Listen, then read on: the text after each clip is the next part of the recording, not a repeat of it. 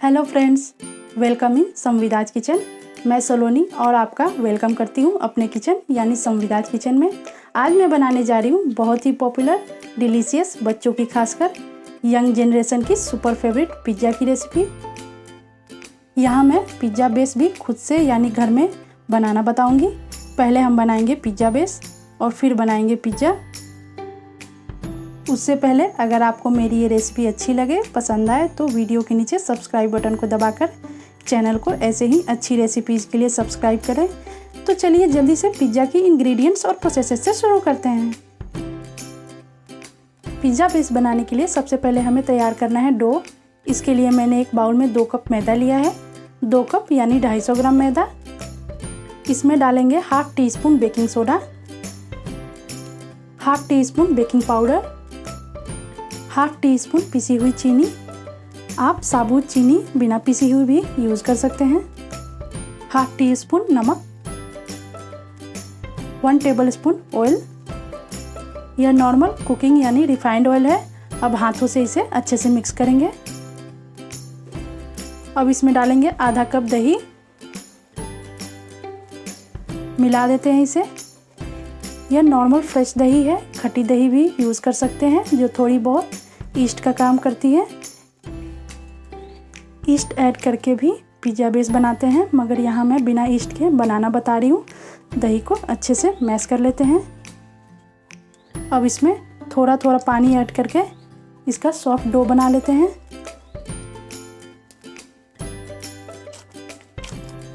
इसे हाथों से ऐसे मसल कर एकदम सॉफ्ट और चिकना डो बना लेंगे। ये मैंने एकदम सॉफ्ट और चिकना बना लिया। अब हाथों में थोड़ा सा ऑयल लगाकर इसे थोड़ा चिकना कर लेते हैं। डो एकदम ऐसा सॉफ्ट और स्मूथ होना चाहिए। इसकी कंसिस्टेंसी ऐसी होनी चाहिए। अब इसे ढककर 1.5 घंटे के लिए किचन काउंटर या किचन के किसी भी हिस्से में सेट होने के लिए छोड़ देंगे। यानी थोड़ी गर्माहट सेट होने के लिए इसे मिलनी चाहिए जो नॉर्मल किचन में होती है। 1.5 घंटे पूरे हो गए हैं। डो हमारा अच्छे से सेट हो गया है। इसे ढक देते हैं। और पिज़्ज़ा मैं कढ़ाई में बनाना बता रही हूँ, तो इसका बेस बनाने से पहले हम कढ़ाई को फ्लेम पर प्लेस कर देंगे। कढ़ाई एकदम ड्राई है। फ्लेम ऑन करने से पहले इसके बेस में नॉर्मल सॉल्ट यानी जो नमक हम खाने में इस्तेमाल करते हैं वो डाल देते हैं। मैंने यहाँ 1 कप नमक लिया है। इसे फैला देते हैं। फैलाने के बाद इसमें एक स्टैंड रख देंगे। अगर आपके पास स्टैंड ना हो तो एक कटोरी को भी प्लेस कर सकते हैं। अब फ्लेम ऑन कर देती हूँ। फ्लेम मीडियम पर सेट कर लेंगे। अब इसे ढककर 10 मिनट तक गर्म होने देते हैं। मैंने यहाँ ढकने के लिए ग्लास लीड यूज़ किया है। आप इसकी जगह स्टील या एल्युमिनियम की प्लेट से ढक सकते हैं। बस हमें ध्यान रखना है कि कढ़ाई प्रॉपरली ढके। जब तक यह गर्म होता है तब तक हम डो का पिज़्ज़ा बेस बना लेते हैं। इस डो को सबसे पहले थोड़ा मिला लेते हैं। अब इसे 2 टुकड़ों में काट लेती हूँ। अब इसमें से एक लोई लेकर ऐसे गोल बना लेते हैं। अब शीट पे थोड़ा सूखा मैदा स्प्रिंकल कर देते हैं। अब दोनों तरफ से इसे सूखे मैदे में लपेट देती हूँ कि बेलने में आसानी हो। अब इसे गोल गोल घुमाते हुए इसका राउंड शेप बना देते हैं। इसे हम ज़्यादा पतला नहीं करेंगे, इसकी थिकनेस मीडियम रखेंगे। जो प्लेट आप बेकिंग के लिए इस्तेमाल करें उसी साइज का ऐसा पिज़्ज़ा बेस बनाएं। ये मैंने पिज़्ज़ा बेस बनाकर रेडी कर लिया। आप इसकी थिकनेस देख सकते हैं। अब एक स्टील का प्लेट ले लेंगे। इसमें थोड़ा सा ऑयल डाल देते हैं। अब इसे अच्छे से ग्रीस कर लेते हैं। ऑयल को ग्रीस कर दिया। अब इसके ऊपर पिज़्ज़ा बेस को डाल देते हैं। इसे थोड़ा दबाकर सेट कर देते हैं। पिज़्ज़ा बेस प्लेट में अच्छी तरह सेट कर दिया। यह एकदम राउंड है।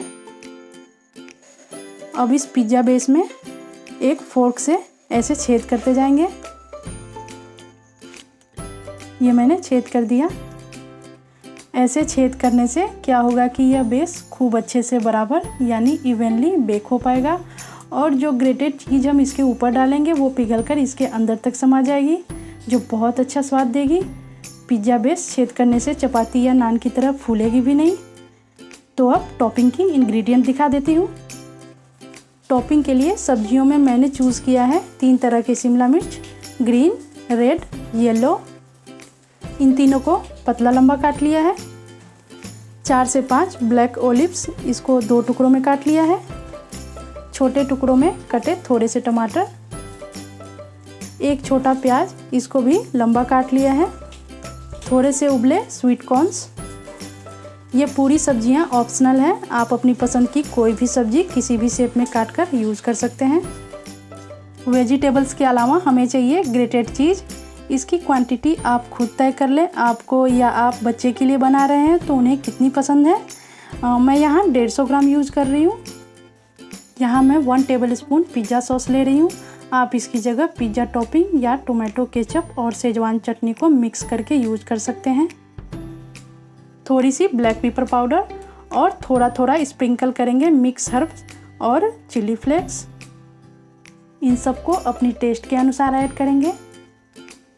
बहुत सारे लोग ऑरिगेनो यूज़ करते हैं, मगर इस मिक्स हर्ब्स में ऑरिगेनो के साथ साथ और भी बहुत सारी इंग्रेडिएंट्स होती हैं जो पिज़्ज़े को बिल्कुल बाजार जैसा टेस्ट देती हैं।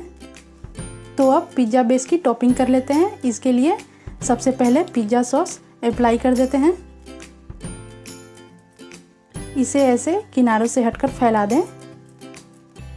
इसे अच्छे से स्प्रेड कर दिया। अब इसके ऊपर ग्रेटेड चीज़ डाल देते हैं। अब सब्जियों की टॉपिंग कर लेते हैं।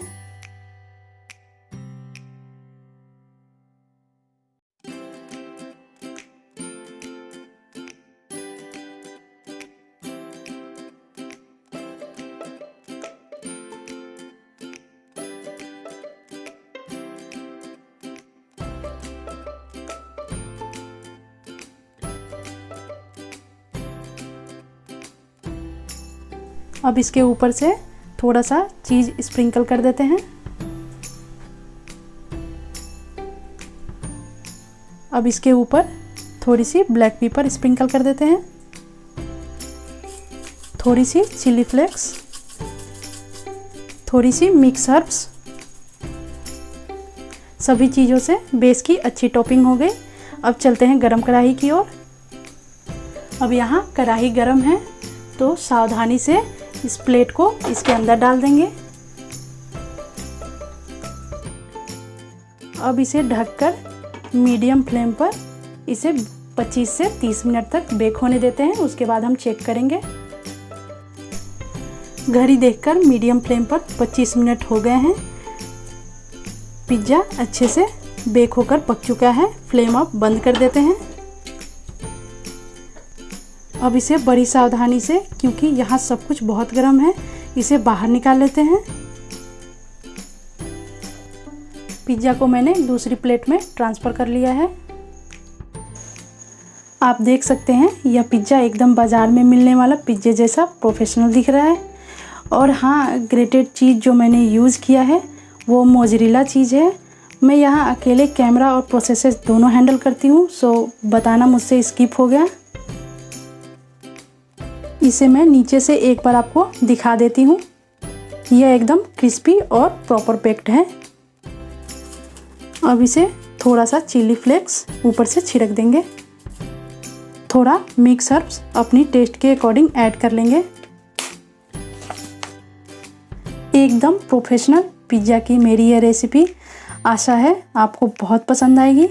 इसे आप एक बार ज़रूर रिक्रिएट करें। कमेंट्स में मुझे बताएं आपसे ये कैसी बनी। आप अपनी पिज़्ज़ा की पिक्चर्स मेरे फेसबुक पेज संविदाज किचन पर शेयर भी कर सकते हो। इसे पिज़्ज़ा कटर या चाकू से काटकर गर्मा गर्म सर्व करें। और ऐसे ही लाजवाब और प्रोफेशनल रेसिपीज़ के लिए मेरे चैनल संविदाज किचन को सब्सक्राइब करना ना भूलें। Thank you.